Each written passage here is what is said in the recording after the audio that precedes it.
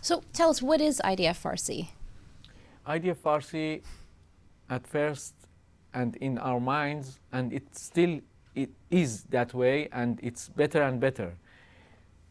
We wanted to make a bridge to the Iranian people, to build a new bridge, because there were some, small clips from the Prime Minister Netanyahu, or one minister here, one minister that, once a year or once in a 3 year or something like that.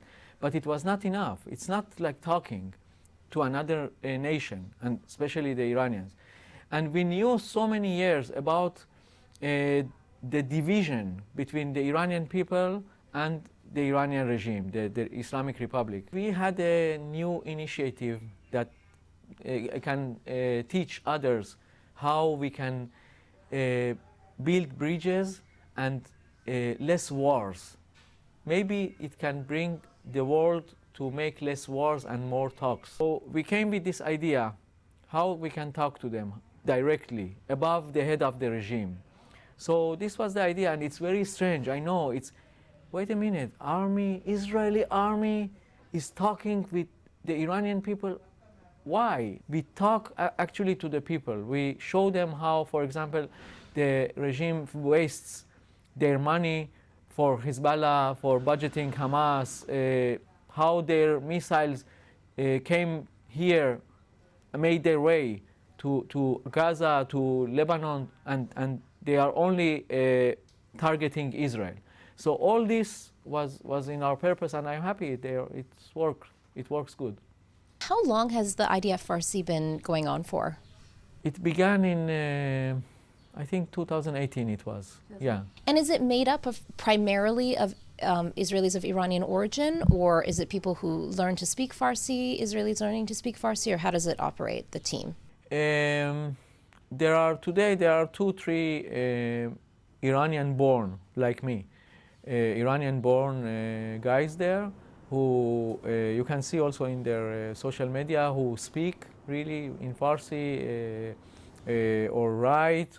And there are also Israeli soldiers that we or they teach them Farsi, and they learn also mostly writing. Can you talk about this in terms of like a public relations strategy then? Sure. But with Iranians, it's not in the definitions. It's from heart. It's not only with a purpose. We are happy to talk with them, and they are happy to talk with us. It's not about, even at the beginning, you see that they are not talking, and we didn't talk about, we didn't think about the big steps. We only wanted to talk to them, and they only wanted to talk to us because we knew that these small steps will bring the big step to prevent the war or anything that can be. So with Iranians, it's with a lot of emotion and from heart. So this is a good thing from that. So what has the response been like? Is there any particular story that stands out to you that you'd like to share? In the first years, they wrote to us parts of Hafez songs. And I love Hafez. And as a child in Iran, we learned about him a lot. I have his book still here in Israel, a very old book. And it was very nice to see how they look for some kind of proof in the past, in the glorious days of Iran. And they want to show us that, look, this is the real Iran. We have Hafez, we have Saadi, we have that kings, Cyrus or other ones, and we want to be there. We want to be friends with you. And they always wrote the positive kind of songs. So for me, this was very good sign. If they go to that place, for me it was a very good sign. So you talked about the messaging, speaking directly to the people of Iran. When these messages were sent out on social media, in a way, is it sending a message also to the regime? Of course. First of all, as I said, we talk above their heads. And we actually tell to them, you cannot depress the Iranian people forever. They have friends. They can talk to us. They can see the world and how it behaves when there is a freedom, when they can do whatever they want, and choose really, not with that elections that there are in Iran. It's not choosing. So, and also the official issues about budgeting Hezbollah, Hamas, these are also messages to the regime. We see you.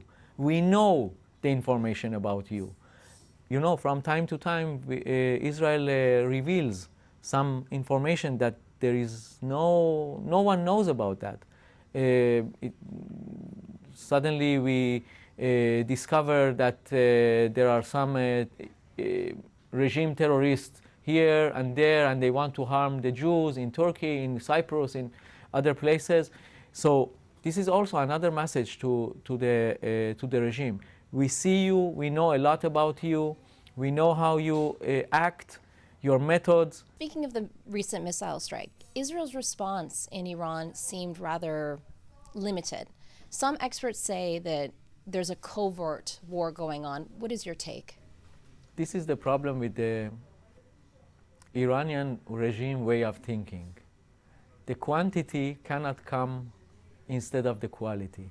If they threw to us 350 missiles and drones, everything, and of course we stopped them, and only one thing happened in Isfahan. One small thing happened in Isfahan, but it made them blind, all that system, for defending Isfahan nuclear facilities and the base and everything. I think they understand. When the Iran regime shoots its 350 missiles and drones, this is the maximum thing that they can do. When Israel or whoever did that in Isfahan does that small act, but very offensive and very accurate act, it's only the first step. This is always the way Israel acts. The problem is the other side understands it in the opposite way. They think this is all Israel has. No. Israel doesn't believe in fighting all the time. So it can be the end of that. It depends. Not the ball now is in the Iranian side, Iran regime side. So Beni, you're an Iranian. Iran is your homeland. What was it like that night that you saw Iranian missiles over Israel? For me and for my friends, Iranian friends who we were born in Iran, in that night in 11:30 p.m. that I'm driving to the television studio for talking about that, and suddenly I saw about 20 missiles above my head, 20 Iranian missiles. I see my country is attacking me. It's a very strange thing to say, and of course it's not the Iranian people, it's the Islamic Republic regime. But it's very hurting. It shouldn't happen. Not because I said Israel can defend itself and maybe much more than that. I wish that never it happened again. But from the Iranian side and the emotional side, you say to yourself, how we get here? How did we get to this point that this regime is shooting Israel directly? They don't understand any message. They think that they are a superpower of violence and threatening everyone, every country, and they want to be the evil empire. They can't be an empire. They are an empire. They can be a good empire. This is what I want to say. Iran has a choice, not showing its missiles above other Iranians' heads. It can happen also in Paris, in London. So what we will do in that day? It was such a hurting night, but I know that their days are not so long. This regime will be off and a better regime will come.